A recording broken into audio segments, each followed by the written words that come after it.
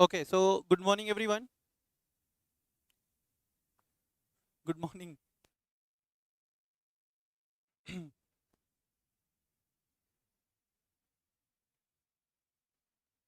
चलो स्टार्ट करते हैं अपन सेशन। लास्ट क्लास में क्या कुछ पढ़ रहे थे अपन?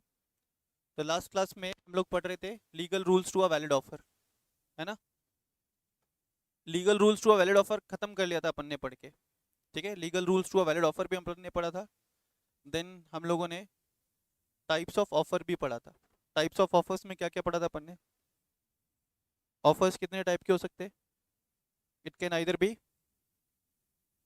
It can either be general offer, it can be specific offer, then cross offer, counter offer, as well as standing offer या ओपन ऑफर। ओपन ऑफर का क्या मतलब था? Open offer means an offer which remains open for a certain period of time, for a certain period of time, है ना?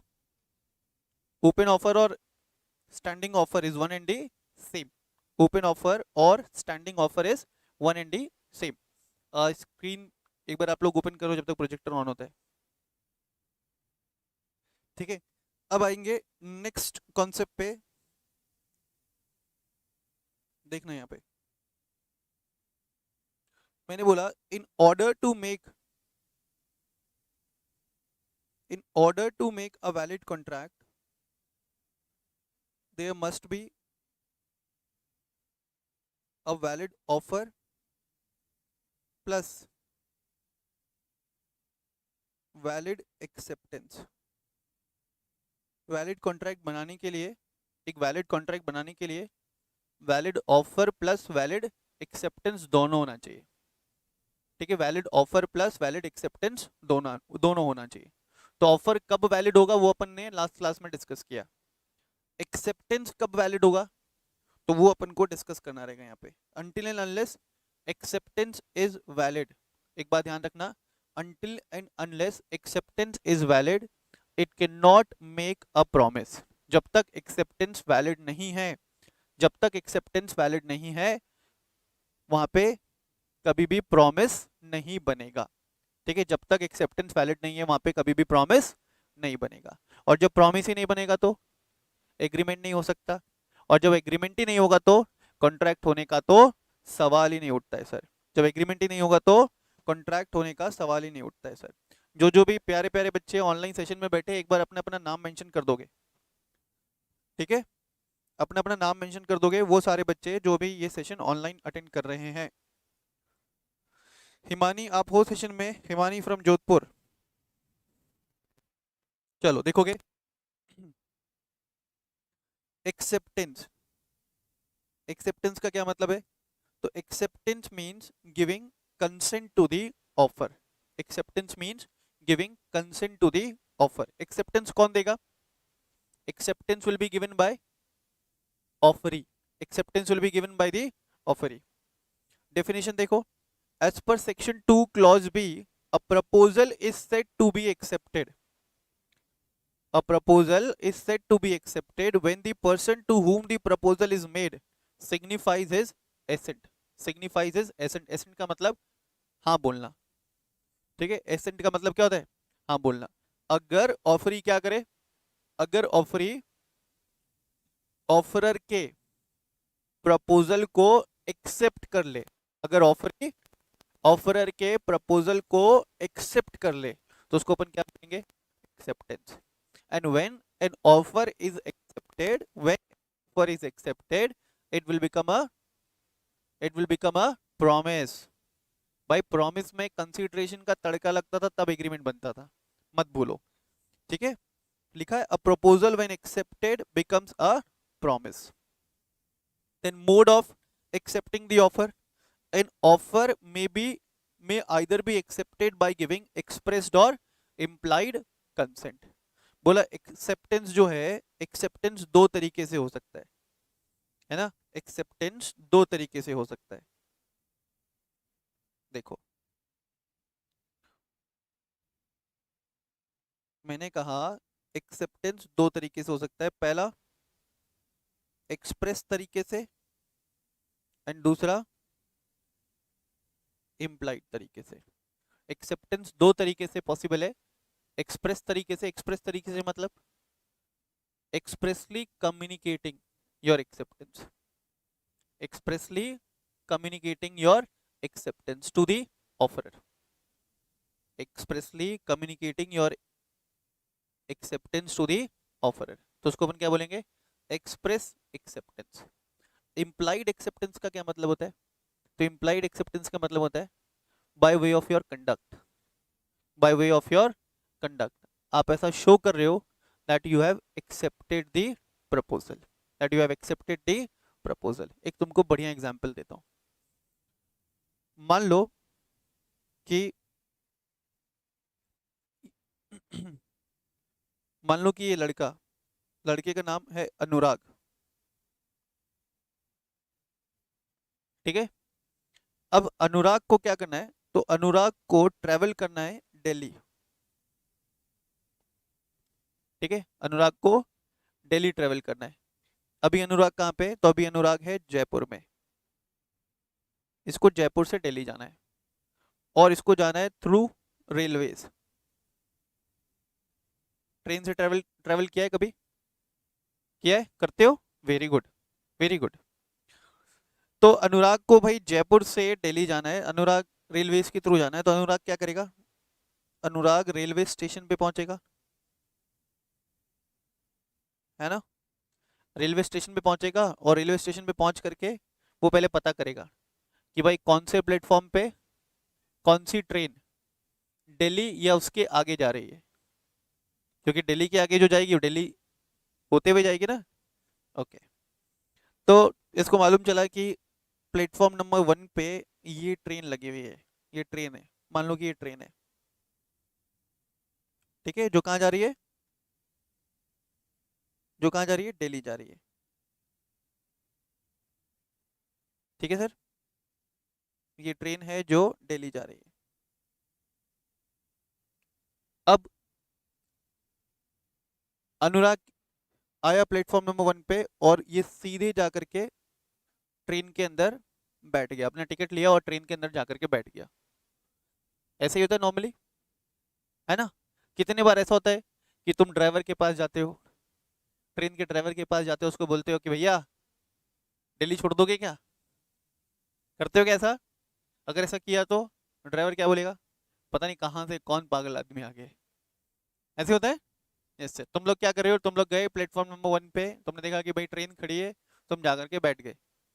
Train जो खड़ी है ना, railway is making you an offer कि आओ हमारे ट्रेन में ट्रेवल करो। तुमने क्या किया? जा करके बैठ गए।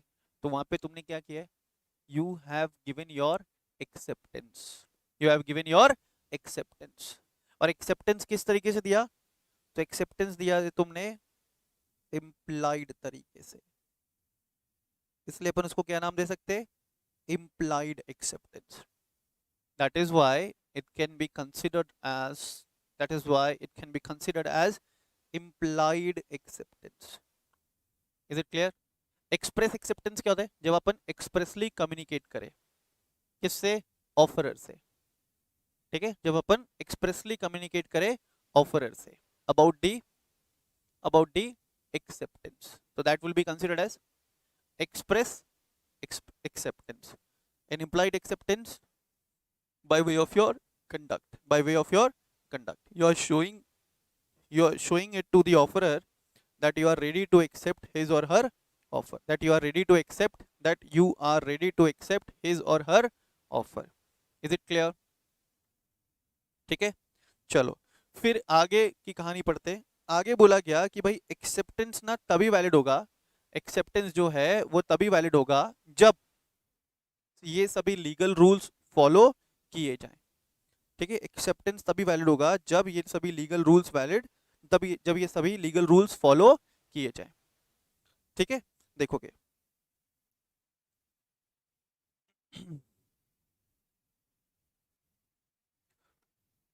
नेक्स्ट तुमको गिवन है who can accept the offer. Acceptance कौन दे सकता है? तो मेरी बात समझना, अगर ऑफर क्या है? जनरल है। अगर ऑफर जनरल है तो in that case what will happen? acceptance can be given by any person. If the offer is general, then any person can accept the offer, and if the offer is specific, then yes, very good, acceptance can be given only by such person. Acceptance can be given only by such person who has made the offer. Acceptance can be given by only such person who has made the offer. Is it clear? ठीक है, who can make the acceptance? तो general offer में कोई भी acceptance दे सकता है, कोई भी ऑफर को एक्सेप्ट कर सकता है. स्पेसिफिक ऑफर में that person can give the acceptance or can make the acceptance जिसको ऑफर दिया गया है. Is it clear? मैंने अनुराग को ऑफर दिया to sell my car for ₹5 lakh. मैंने ऑफर किसको दिया? अनुराग को. बीच में तुषार बोलता है कि सर ठीक है, मैं आपका कार 5 लाख रुपए में खरीदने के लिए रेडी हूँ. यहाँ पे एक्सेप्टेंस वैलिड है? Answer is no. Reason being यहाँ पे भाई स्पेसिफिक ऑफर था, तो स्पेसिफिक ऑफर के केस में क्या होगा? Only that person can give the acceptance, to whom the offer is being made. ठीक है, only that person can accept the offer to whom the offer is being made. Is it clear? Okay. आगे, rules for a valid acceptance, ये बहुत important है. Rules for a valid acceptance बहुत बहुत बहुत important है. आप समझने की कोशिश करना. देखो, ऑफर वैलिड होगा, एक्सेप्टेंस वैलिड होगा, कि एग्रीमेंट वैलिड होगा. एंड जब एग्रीमेंट वैलिड होगा तभी वो क्या बना सकता है? कॉन्ट्रैक्ट बना सकता है. ये अपन ने पढ़ा. फिर से बोलो एक बार. ऑफर वैलिड होगा, एक्सेप्टेंस वैलिड होगा, तभी वो एग्रीमेंट बनेगा. और जब एग्रीमेंट वैलिड होगा then only it can make a valid contract. Yes और नो? लेकिन ऑफर वैलिड कब होगा? जब सभी लीगल रूल्स फॉलो किए गए. एक्सेप्टेंस वैलिड कब होगा? जब सभी legal rules to a valid acceptance को फॉलो किया गया है. जब सभी legal rules to a valid acceptance को फॉलो किया गया. तो देखो, लीगल रूल्स में सबसे पहला रूल क्या बोला? Acceptance must B absolute and unqualified. Absolute and unqualified. Absolute का मतलब क्या होता है बेटा? एब्सोल्यूट का मतलब होता है जो जैसा है उसे वैसे ही एक्सेप्ट किया जाए. एब्सोल्यूट का मतलब क्या होता है? जो जैसा है उसे वैसे ही एक्सेप्ट किया जाए. मेरी बात समझ में आ रही है क्या? मेरी बात समझ में आ रही है? समझना. मान लो यहाँ पे देखना, ये है मिस्टर ए. ठीक है, mister A has made an offer to miss B. Mister A ने मिस बी को ऑफर दिया. क्या ऑफर दिया? तो ऑफर दिया, विल यू मैरी मी? क्या तुम मुझसे शादी करोगी?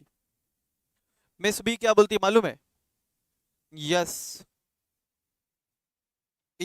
मैं तुमसे शादी करूंगी if you have 5 crore rupees. If you have 5 crore rupees in your bank account.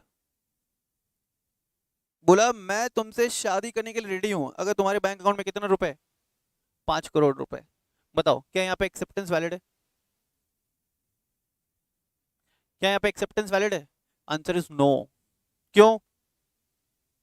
क्योंकि मिस बी ने कंडीशन लगा दिया ना. एक्सेप्टेंस देते समय कंडीशन लगा दिया। क्या कंडीशन लगा दिया? बोला कि हाँ मैं तुमसे शादी करूंगी, लेकिन कब? जब तुम्हारे पास बैंक अकाउंट में कम से कम कितना रुपया हो?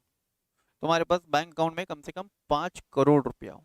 5 करोड़ रुपए नहीं है तो मुझसे ये शादी वादी की बात है तो मत करना। तो यहाँ पे एक्सेप्टेंस क्या हो गया बेटा? क्वालिफाइड हो गया।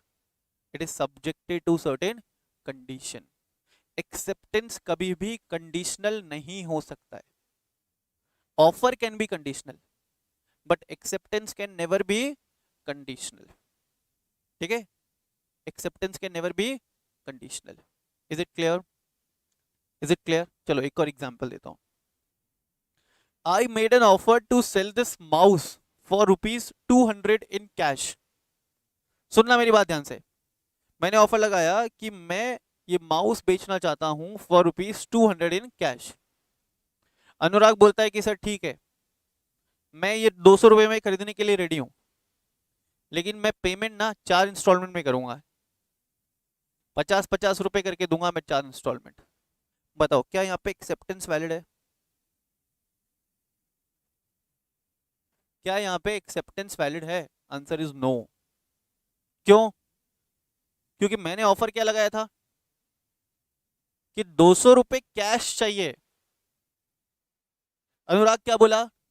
पैसा दूंगा लेकिन इंस्टॉलमेंट में। तो ये अनुराग ने एक्सेप्टेंस दिया है कि अनुराग ने काउंटर ऑफर लगाया? एक्चुअली अनुराग ने यहाँ पे काउंटर ऑफर लगाया। मेरा बात समझ में आ रहा है क्या? क्या बोलना चाह रहे हैं सर? तो सर ये बोलना चाह रहे हैं आपको that acceptance must B absolute और अनक्वालिफाइड। एब्सोल्यूट और अनक्वालिफाइड का मतलब क्या है? ऑफरर ने जो और जैसा बोला ना, ऑफरी को वो और वैसा ही एक्सेप्टेबल है। मान लो कि कल को तुमने किसी लड़की को प्रपोज किया, लड़की बोलती है कि तुम अगर बदल जाओगे ना, तुम में कुछ बुराइयां हैं, अगर तुम अपने आप को चेंज करने के लिए रेडी हो तो मैं तुमसे शादी करने के लिए रेडी हूँ। तो क्या तुम्हारा ऑफर एक्सेप्ट किया है क्या उसने? नहीं। उसने क्या किया मालूम है? उसने काउंटर ऑफर लगाया। Is it clear? ऑनलाइन वाले बच्चे, ऑनलाइन वाले बच्चे क्लियर है क्या चीजें? यस।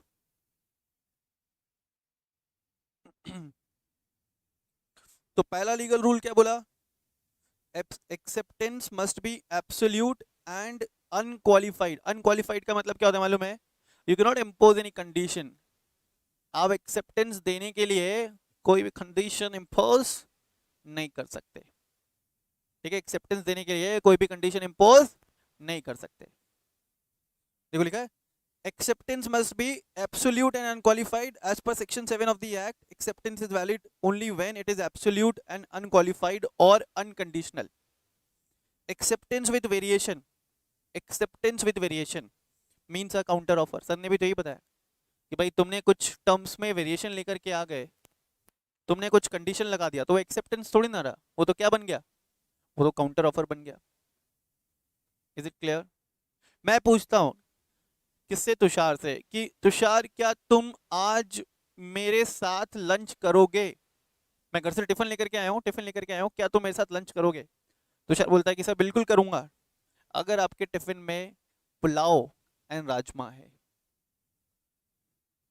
तो क्या तुषार ने मेरा ऑफर एक्सेप्ट किया है? तुषार ने मेरा ऑफर एक्सेप्ट किया है क्या?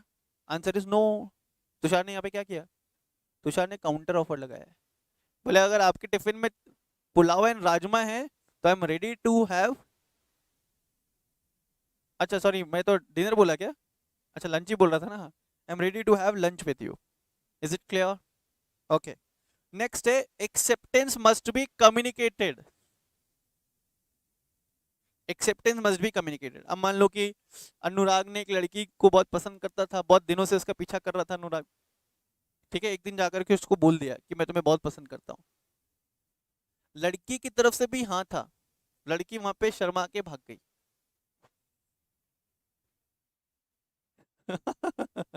बुरा हुआ ना तेरे साथ? बुरा हुआ ना? लड़की शर्मा के भाग गई। बताओ, क्या एक्सेप्टेंस वैलिड है? बोलो ना। whether acceptance is valid? No, she has not come, उसने मन में सोचा कि हाँ अनुराग ने अगर मुझे प्रपोज किया तो मुझे हाँ ही बोलना चाहिए, he is a very good boy, he is very handsome and all, उसके पास पैसा भी बहुत है। मेरे पास समझ में आ रही है क्या? तो लड़की ने ऐसा मन में सोचा लेकिन अनुराग से कम्युनिकेट नहीं किया। बुरा लग रहा है? यस। तो फिर क्या होगा? Acceptance is not valid because it is not communicated. होता है ना, देखो कभी किसी दुकान पे अपन जाते हैं, अपन को कोई प्रोडक्ट बस अच्छा लगता है, समझ में आता है, अपन सोचते हैं कि चलो ठीक है काम करते हैं, आगे राउंड लगा करके आ जाते हैं, ठीक है, आगे मार्केट घूम के आ जाते हैं और फिर जाते समय लेके जाएंगे। मार्केट घूम के तुम आ गए, जाते समय वो जब लेने के लिए गए तो प्रोडक्ट ऑलरेडी बिक चुका है, तो क्या तुम शॉपकीपर को बोल सकते थे कि मुझे वो प्रोडक्ट समझ में आया था, तुमने ऐसे कैसे बेच दिया? तुमने कम्युनिकेट नहीं किया ना कि मैं ये खरीदूंगा। बस मैंने क्या, तो एक्सेप्टेंस तब तक वैलिड नहीं होगा जब तक it has not been properly communicated. Acceptance तब तक वैलिड नहीं होगा बच्चों जब तक it has not been properly communicated. Is it clear? Okay, next है टाइम लिमिट। ये भी बहुत इंपॉर्टेंट है। अगर मान लो ऑफरर ने कोई टाइम लिमिट स्पेसिफाई किया है फॉर एक्सेप्टिंग द ऑफर, अगर ऑफरर ने कोई टाइम लिमिट स्पेसिफाई किया है for accepting the offer, then in such cases offer must be accepted within the specified time limit only. और अगर कोई टाइम लिमिट स्पेसिफाई नहीं किया है, then it must be accepted within a reasonable period of time. It must be accepted within a reasonable period of time. For example, मैंने offer लगाया कि I want to sell this phone for ₹5,000। मैंने offer लगाया I want to sell this phone for ₹5,000। आज की date क्या? तो आज की डेट है 25 अगस्त 2021। 25 अगस्त 2021 को मैं ऑफर लगा रहा हूँ ये फोन को बेचने के लिए। कितने रुपए में? 5,000 रुपए में। ठीक है, तुम दोनों ने सुन लिया, ठीक है, और तुम दोनों आते हो मेरे पास 5 साल के बाद, ठीक है, बोलते हो क्या कि सर वो फोन दे दो। मैंने कहा कौन सा फोन रे? बोले जो आप यूज करते हो ना। मैंने कहा मैं अभी तो आईफोन 15 यूज कर रहा हूँ। बोले हाँ सर 5,000 रुपए में दोगे आप। मतलब मैं कब बोला ऐसा? बस 5 इयर्स पहले बोला था ना। मैं तुम लोग का दिमाग विमाग तो नहीं खराब है? बोले सर आप गलत कर रहे हो, you have made the offer, now I accepting the offer, आपको फोन देना ही पड़ेगा। मैं क्या बोलूंगा? लगता है तुम लोगों का दिमाग विमाग खराब हो गया है। क्यों? Although I have made the offer but that offer was required to be accepted within reasonable period of time।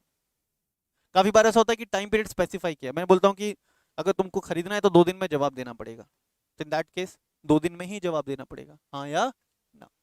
Is it clear? तो if the time limit is specified by the offeror, acceptance must be made within the specified time limit, and in case if no time limit is specified, then offer must be accepted within a reasonable period of time। offer must be accepted within a reasonable period of time। is it clear? ठीक है सबको? चलो आगे।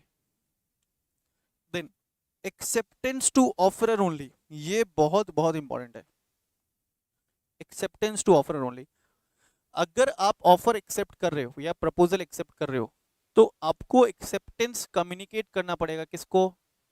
Only to the offerer. आपको acceptance communicate करना पड़ेगा। किसको? Only to the offerer. Is it clear? acceptance must be communicated to the offerer, then only it will be considered as valid acceptance। is it clear? next है आपको mere silence is not acceptance। ये मैंने आपको last class में भी बताया था। Offeror ने ऑफर दिया और बोला कि अगर तुमने कुछ नहीं बोला तो मैं हाँ समझ लूंगा, अगर तुमने कुछ भी नहीं बोला तो मैं हाँ समझ लूंगा। क्या ऑफरर ऐसा कर सकता है? Answer is no. ठीक है, क्या ऑफरर ऐसा कर सकता है? Answer is no. Mere silence can never be considered as, चुप रहना कभी भी एक्सेप्टेंस कंसिडर नहीं किया जा सकता है। किसी का चुप रहना, बोलो बोलो एक बार मेरे साथ, किसी का चुप रहना कभी भी एक्सेप्टेंस कंसिडर नहीं किया जा सकता है। बोलो एक बार, किसी का चुप रहना कभी भी एक्सेप्टेंस कंसिडर नहीं किया जा सकता है ना। Very good. देन ये सब हो गया। उसके बाद आपको जो नेक्स्ट टॉपिक दिया हुआ है ना, अच्छा, of acceptance by the offeree और ऑथराइज्ड पर्सन, ये इंपॉर्टेंट है। एक्सेप्टेंस का कम्युनिकेशन किसको करना है? ऑफरर को। But acceptance can be given by either the offeree और any person on behalf of offeree. Acceptance कौन दे सकता है? आइदर ऑफरी या ऑफरी के बिहाफ पे कोई और पर्सन, ठीक है। Some other person on behalf of offeree can also give the acceptance. Is it clear? अब ध्यान देना बच्चों, तो इंडियन कॉन्ट्रैक्ट एक्ट में अभी तक तुम लोगों ने क्या क्या चीजें पढ़ी है? इंडियन कॉन्ट्रैक्ट एक्ट में अभी तक चीजें क्या क्या पढ़ ली तुम लोगों ने? तुम लोगों ने सबसे पहले तो इस एक्ट के बैकग्राउंड के बारे में पढ़ा था। ये एक्ट कब आया, कैसे आया, इस एक्ट में क्या पढ़ते हैं, इस एक्ट का क्या स्ट्रक्चर है। उसके बाद तुमने कुछ डेफिनेशंस पढ़े थे। ऑफर का डेफिनेशन पढ़ा, एक्सेप्टेंस का डेफिनेशन पढ़ा, प्रॉमिस पढ़ा, कंसिडरेशन पढ़ा, एग्रीमेंट पढ़ा, ठीक है। फिर तुमने क्या पढ़ा? तो तुमने पढ़ा फिर essential elements of a valid contract. क्या पढ़ा आपने? Essential elements of a valid contract. उसके बाद आपने क्या पढ़ा? उसके बाद आपने पढ़ा legal rules to a valid offer as well as, very good, legal rules to a valid acceptance, है ना। आपने पढ़ा legal rules to a valid offer, along with that आपने पढ़ा legal rules to a valid acceptance. तो अभी तक इतनी सारी चीजें पढ़ी है, ठीक है। अब देखोगे नेक्स्ट क्या पढ़ना है अपन को। ये देखो यहाँ पे नेक्स्ट पैराग्राफ तुमको दिया हुआ है, communication of acceptance, revocation of offer and acceptance, communication of revocation. ये मैं बाद में पढ़ाऊंगा, ठीक है। ये जो एस्पेक्ट है ये मैं तुमको बाद में पढ़ाऊंगा। मैं जिस सीक्वेंस में पढ़ा रहा हूँ ना, उसी सीक्वेंस में आप पढ़ोगे, ठीक है बच्चे। मैं जिस सीक्वेंस में पढ़ा रहा हूँ, जो आपको नोट्स मिलेगा, तो उसी सीक्वेंस में आपको पढ़ना रहेगा। उसके बाद देखो अपन को गिवन है सेक्शन नंबर 11। सेक्शन नंबर 11 बात करता है किसकी? कॉम्पिटेंट टू कॉन्ट्रैक्ट की। सेक्शन नंबर 11 बात करता है कॉम्पिटेंट टू कॉन्ट्रैक्ट की। तो मुझे बताओ, who all are competent to enter into a contract? who all are competent to enter into the contract? बताओ, ये मैंने ऑलरेडी डिस्कस किया है तुम्हारे पास। the person should have attained the age of, ठीक है, should have attained the age of majority, ये पहला रिक्वायरमेंट। दूसरा requirement, he must be of sound mind, ठीक है। तीसरा requirement, he must be solvent, insolvent नहीं होना चाहिए, मतलब solvent होना चाहिए। Next, he must not be an enemy, है ना। and he must not be, बोलो ना, he must not be disqualified by law। तो इन सभी पॉइंट्स के ऊपर मैंने बहुत लंबा चौड़ा डिस्कशन किया था तुम लोगों के साथ, काफी सारे एग्जांपल्स भी मैंने डिस्कस किए थे। तो जो भी चीजें मैंने ऑलरेडी डिस्कस किया, जो भी एग्जांपल्स मैंने दिए ना, वही सभी चीजें यहाँ पे रिपीट होंगी। बात समझ में आ रहा है क्या? वही सभी चीजें यहाँ पे रिपीट होंगी, लेकिन उसके साथ साथ कुछ और एडिशनल एस्पेक्ट्स भी हम लोग, कुछ और एडिशनल एस्पेक्ट्स भी हम लोग यहाँ पे पढ़ने वाले। Is it clear? चलो तो पढ़ना स्टार्ट करें, ठीक है। देखो लिखा है 3 test to decide competency of parties. पहला टेस्ट क्या था? The party to the contract must have attended the age of majority. Second one is he should be of sound mind. Third one is he should not be disqualified from contracting. तो मुझे बताओ किस किस को law ने disqualify किया हुआ है? तो एनिमी को डिस्क्वालीफाई किया है, देन इंसॉल्वेंट को डिस्क्वालीफाई किया है, एज वेल एज ऐसे लोगों को भी डिस्क्वालीफाई किया है who are disqualified by the court या who are disqualified by the law। मेरी बात समझ में आ रही है क्या? हाँ, चलो देखने क्या बोल रहे। Every person is competent to contract who is of the age of majority. बोला वो सभी पर्सन कॉन्ट्रैक्ट में एंटर कर सकता है indeed the age of majority to according to the law to which he is subject and who is of the age of majority according to law to which he is subject. हो गया, repeat हो गया line. And who is of sound mind and who is not disqualified from contracting by any law to which he is subjected। Is it clear? As per the above section, every person is competent to contract अगर वो 18 साल का है, अगर वो sound mind का है, और अगर वो डिस्क्वालिफाइड बाय लॉ नहीं है, अगर वो डिस्क्वालिफाइड बाय लॉ नहीं है। Is it clear? Is it clear?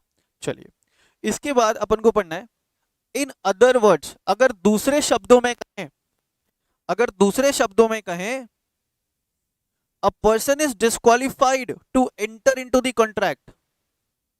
A person is disqualified to enter into the contract if he is a minor, if he is a person of unsound mind, और if he is disqualified. तो सबसे पहले अपन check करेंगे validity उन agreements का जो agreement किसी माइनर के साथ किया गया है। सबसे पहले अपन क्या चेक करेंगे? Validity of all such agreements जो किसके साथ किया गया है? माइनर्स के साथ किया गया है। देखोगे, a minor is a person who has not attended the majority. सबसे पहले सवाल उठता है कि सर माइनर का मतलब क्या है यहाँ पे? तो माइनर का मतलब यहाँ पे वो पर्सन जो 18 साल का नहीं हुआ। तुम लोग माइनर हो क्या अभी? तो माइनर नहीं हो? Okay, very good. नहीं नहीं, इंटरनेशनली हम लोग नहीं बात कर रहे, हम लोग इंडियन लॉ की बात कर रहे हैं। हमारे यहाँ पे 18 साल है। सबका अपना अपना होगा ना? हाँ बिल्कुल, सबका अपना अपना होगा। हम लोग इंडियन लॉ की बात करें, हमारे यहाँ पे 18 साल में मेजोरिटी मिलता है। हमारे यहाँ पे कल्चर अलग है, बाहर कंट्रीज में कल्चर अलग होता है। हमारे यहाँ पे बच्चा जब 25 साल का हो जाता है, 30 साल का हो जाता है, तो भी पेरेंट्स उसको खिलाते हैं ना, है ना? लल्ला, गुड्डू, टोनू, सोनू रहते हैं ना मम्मी पापा के लिए। 30 साल के हो गए तभी मम्मी पापा बहुत प्यार से रखते हैं ना। 30 साल के हो गए, काम नहीं कर रहे तो ही मम्मी पापा प्यार से रख रहे हैं ना। फॉरेन कंट्रीज में क्या होता है? जैसे बच्चा 18 का हुआ ना, घर से भगा दिया जाता है, बोले अब तुम जाओ अपनी जिंदगी खुद से जियो। Parents will not be taking the responsibility after a certain age, but that is not the case with Indians। is it clear? तो लॉ वहां पे अलग होगा, यहाँ पे अलग है। Agreement with the minor. However if a guardian, बहुत इंपॉर्टेंट है मेरी बात सुनना। देखो सर, आपने ना एक चीज बोला, क्या बोला सर आपने? कि माइनर के साथ कोई भी कॉन्ट्रैक्ट नहीं कर सकते, बोला। ठीक है, अभी देखना यूट्यूब क्यों नहीं खुल रहा भाई? तो यूट्यूब इसलिए नहीं खुल रहा क्योंकि वाईफाई कनेक्टेड नहीं है। वाईफाई क्यों नहीं कनेक्टेड है भाई?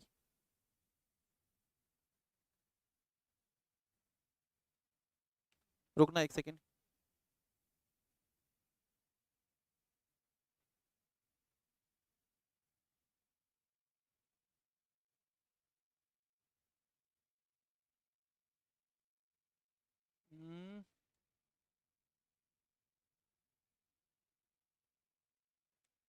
Unable to join.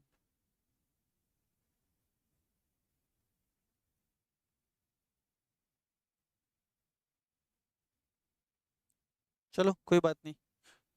तुम लोग देखते हो क्या सारे गामा पा लिटिल चैम्प्स? अभी छोटे छोटे बच्चे हाँ सिंगिंग शो में पार्टिसिपेट करते हैं ना। फिर ऐसे भी काफ़ी सारे शोज है जिसमें छोटे छोटे बच्चे, नन्हे मुन्ने बच्चे, 5 साल के, 4 साल के, 6 साल के, डांसिंग कंपटीशन में पार्टिसिपेट करते हैं।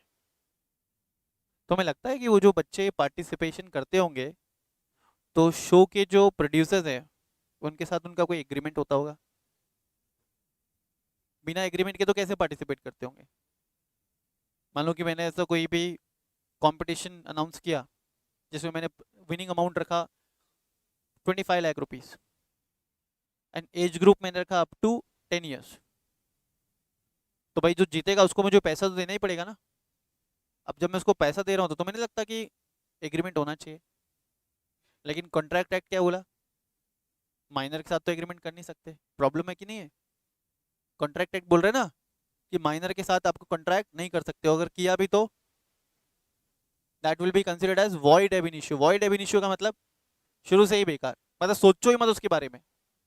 दो तरीके के लोग होते हैं जीवन में, एक जो बहुत अच्छे होते हैं पहले, समझ रहे हो, एक जो बहुत अच्छे होते हैं पहले बाद में खराब हो जाते हैं, ठीक है, एक शुरू से ही खराब होते हैं। तो जो पहले अच्छे थे बाद में खराब हो गए, वॉइड कॉन्ट्रैक्ट्स, है ना। अबे शुरू से ही बेकार है, वॉइड एब इनिशियो। जो शुरू से ही बेकार है उसको सुधारा जा सकता है क्या? नहीं है। तो any contract with a minor is void ab initio. तो फिर एक और क्वेश्चन रह गया सर दिमाग में कि फिर उन बच्चों के साथ कैसे वो शो के प्रोड्यूसर्स एग्रीमेंट करते होंगे, देखना। However, if a guardian is appointed by a court to protect the property of the minor and the court takes the possession of the property before the person attains 18 years of age, then he or she will attain the majority at the completion of 21 years of age. क्या मतलब इसका? फिर से एक बार, पहले क्या बोला कि भाई माइनर के साथ कॉन्ट्रैक्ट नहीं कर सकते, किया तो it won't have any legal effect, it is void ab initio, ठीक है। कुछ केस में क्या बोला कि अगर गार्डियन अपॉइंट किया किसने, कोर्ट ने। अब मान लो कि एक छोटा सा बच्चा है, गुल्लू नाम है उसका, उसकी फैमिली बहुत रिच है, ठीक है, पूरी फैमिली किसी टूर पे जा रही थी एंड बस में जा रही थी, बस का एक्सीडेंट हो गया, सबके सब मारे गए। अब क्या है, गुल्लू का टेक केयर करने वाला कोई भी नहीं है, गुल्लू अभी सिर्फ 6 साल का है, और उसके पीछे उसके नाम पे जो प्रॉपर्टीज है, उसके पेरेंट्स की जो प्रॉपर्टी है वो 500 करोड़ रुपीस का प्रॉपर्टी है। Now what will happen, whether he can take care of his own property? No. क्या वो खुद का ध्यान रख पाएगा? नो। मूवीज वगैरह में, पुराने मूवीज वगैरह में होता था ना ये सब कि एक्टर के माँ बाप मर जाते थे, उसके नाम पे बहुत प्रॉपर्टी होती थी, तो उसके मामा चाचा ताऊ के नाम पे उनको गार्डियन अपॉइंट कर दिया जाता था। फिर जब वो एक्टर या एक्ट्रेस 18 साल या 21 साल के हो जाते थे तो प्रॉपर्टी उन्हें ट्रांसफर हो जाता था, ऐसा होता था पुरानी मूवीज में, अब तो होता नहीं है, ठीक है। तो मान लो कि इन केस अगर ऐसा हुआ कि माइनर के बिहाफ पे गार्डियन अपॉइंट किया किसने, कोर्ट ने, तो in that case court guardian appoint करेगा प्लस कोर्ट उस माइनर के सभी प्रॉपर्टीज का पोजीशन अपने पास ले सकता है, कंट्रोल अपने पास ले सकता है। तो अगर कोर्ट ने कंट्रोल अपने पास ले लिया प्लस गार्डियन अपॉइंट कर दिया उस माइनर के लिए, तो in that case minor will attain the majority at the age of 21 years instead of 18 years। Normal circumstances में कितने साल पे, 18 years में, बट एक एक्सेप्शन है। कौन सा केस एक्सेप्शन है? जहां पे कोर्ट ने गार्डियन अपॉइंट किया है on behalf of any minor. ऐसा कब होता है? जब उस माइनर का टेक केयर करने के लिए कोई भी नहीं है। Is it clear? ओके, आगे देखो, validity of an agreement with a minor. अगर माइनर के साथ एग्रीमेंट किया भी तो उसका क्या वैलिडिटी रहेगा? तो सर कोई वैलिडिटी नहीं रहेगा।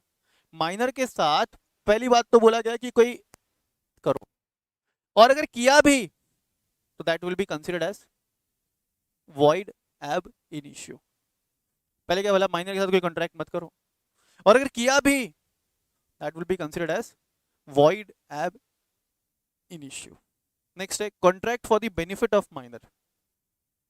देखना, a minor can be a recipient of the benefit contract.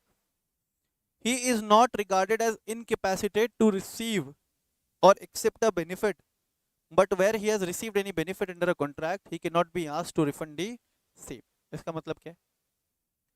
इसका मतलब है, समझना, वो जो मैंने तुमको अभी एग्जांपल दिया था ना, लिटिल चैम्प्स और ये सब वाला, ठीक है, तो उसमें क्या होता है, माइनर के बिहाफ पे माइनर के गार्डियन वो शो के प्रोड्यूसर्स के साथ एग्रीमेंट करते हैं, और वो जो एग्रीमेंट किया जा रहा है ना, वो किसके बेनिफिट के लिए किया जा रहा है?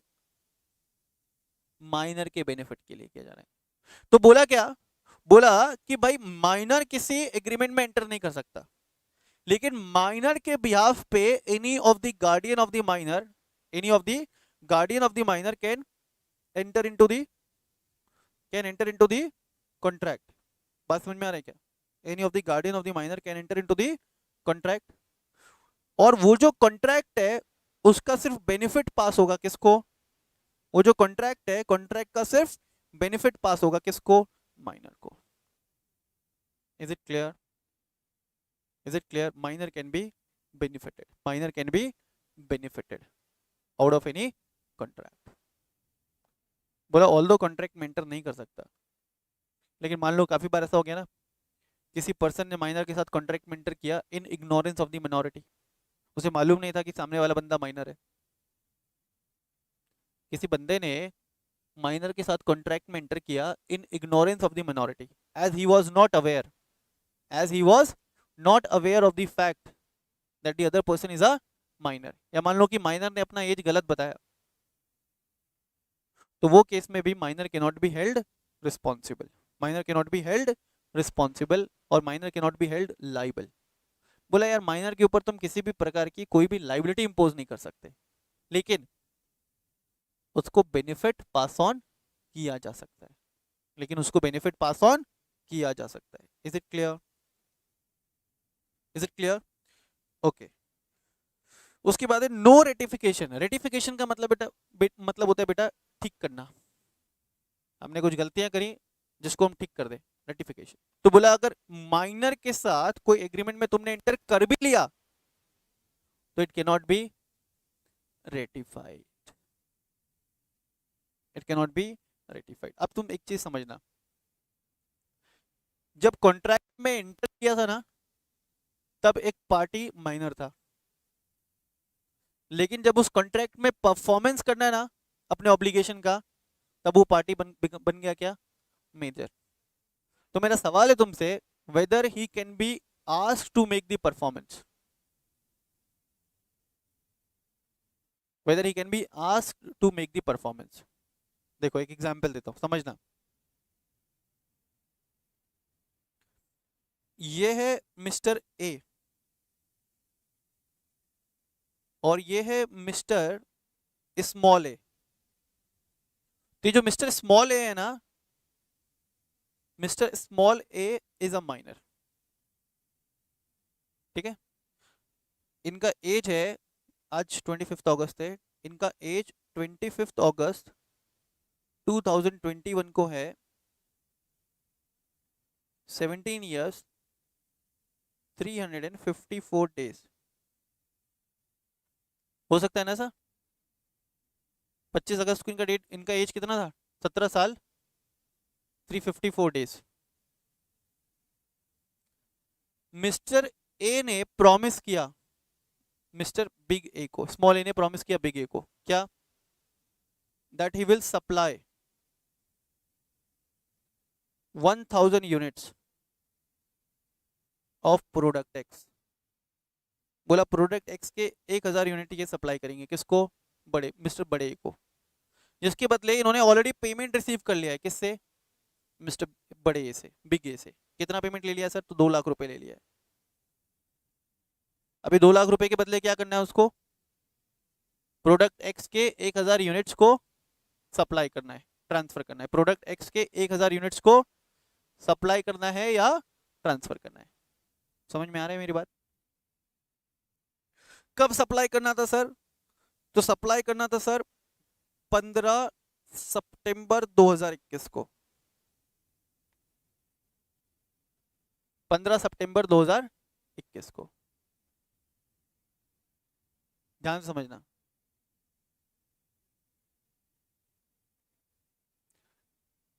क्या mister small A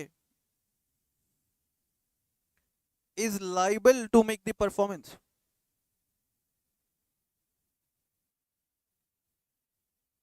Whether Mr. Small A is liable to make the performance? Yes or no? अगर तुम 15 सितंबर को देखोगे ना तो मिस्टर स्मॉल ए का एज 18 क्रॉस हो गया है, लेकिन तुमको कैपेसिटी कब चेक करना होता है? At the time of entering into the contract. At the time of entering into the contract he was a minor. And हम लोग अभी पढ़ के आए कि भाई माइनर के साथ कोई भी कॉन्ट्रैक्ट किया, माइनर के साथ XYZ कोई भी कॉन्ट्रैक्ट किया तो हमेशा हमेशा क्या होगा? Void ab initio.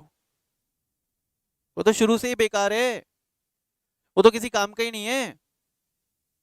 तो जब वो शुरू से ही बेकार है तो क्या माइनर को लाइबल ठहराया जा सकता है to make the performance under that particular contract? Answer is no. Answer is no. Is it clear? ये एग्जाम्पल प्लीज आप कॉपी कर लेना, ठीक है? Is it clear? Okay, next.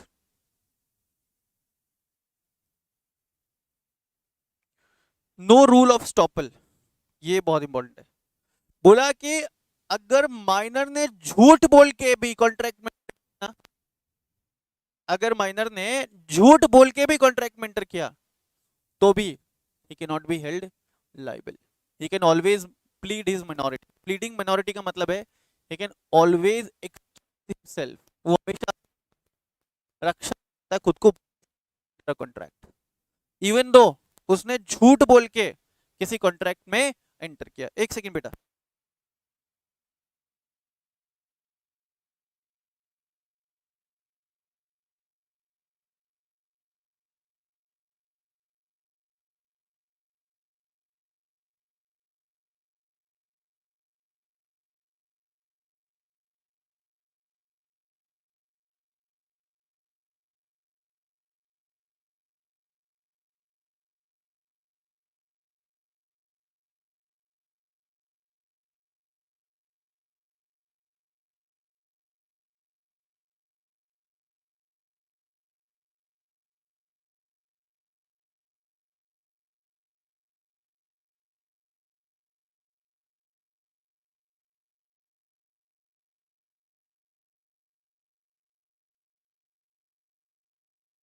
Yes, hello. क्या बोला? नो रूल ऑफ स्टॉपल का मतलब क्या है? A minor can always plead his minority. बोला अगर झूठ बोल के भी कॉन्ट्रैक्ट में एंटर किया ना तभी then also in such cases also he can be excuse. उसे माफ किया जा सकता है, ठीक है? He can be excuse to make the performance. इसका मतलब तुम समझ रहे हो? इसका मतलब ये है कि भाई किसी कॉन्ट्रैक्ट में एंटर किया ना तो उस कॉन्ट्रैक्ट से रिलेटेड बेनिफिट तो ऑब्टेन कर सकता है माइनर. वो कॉन्ट्रैक्ट से रिलेटेड बेनिफिट्स तो ऑब्टेन कर सकता है माइनर, लेकिन he can never be asked to make the performance. He can never be asked to make the performance. Is it clear?